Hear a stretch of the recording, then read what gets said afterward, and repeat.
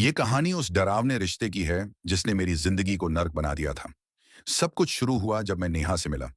वह खूबसूरत, हंसमुख और बड़ी प्यारी थी। शुरुआत में सब कुछ ठीक था, पर जैसे जैसे समय बीता, उसका असली रूप सामने आने लगा।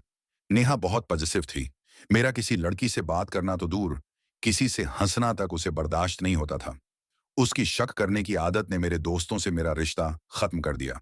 अगर मैं उसे मनाने की कोशिश करता, तो वह गुस्से में चीखने लगती और कई बार हाथ भी उठा देती। हर बार माफी मांगती और मैं बेवकूफ बनकर मान भी जाता। एक दिन जब उसने मुझे थप्पड़ मारा और खुद को चोट पहुंचाने की धमकी दी, तो मेरे सब्र का बांध टूट गया। मैंने फैसला किया कि मुझे इस जहरीले रिश्ते से बाहर निकलना होगा। लेकिन जब मैंने उसे ब्रेकअप की बात बताई, तो उसने हद पार कर दी। उसने मुझे और मेरे परिवार को पुलिस में फंसाने की धमकी दी। उसने कहा कि वह खुद को मारने की कोशिश करेगी और सबका दोष मुझ पर डाल देगी। ये सुनकर मैं डर गया, पर भगवान पर मेरा भरोसा था। मैंने भगवान से विनती की, मुझे इस मुसीबत से बचा ले, और भगवान ने मेरी सुन ली। मेरी मुलाकात रोहित से हुई और हम दोनों की दोस्ती हो गई। नेहा को जब रोहित से मिलाया तो वो उसके लुक्स और एटीट्यूड से इंप्रेस हुई। रोहित भी नेहा की तरह ही पॉजिटिव और गुस्सैल था। मैंने अपना दिमाग लगाया। मैंने रोहित को नेहा की कमजोरियों के बारे में बताया और धीरे धीरे उनकी मुलाकातें करवाईं।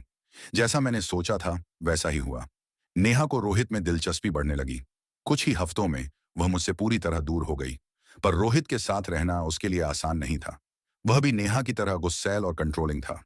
नेहा अब उसी ताने बाने में फंसी थी जिसमें मैं नेहा के साथ फंसा था। मैंने चैन की सांस ली। ये प्लान सही था या नहीं, मैं नहीं जानता, पर मैंने अपनी आजादी वापस पा ली।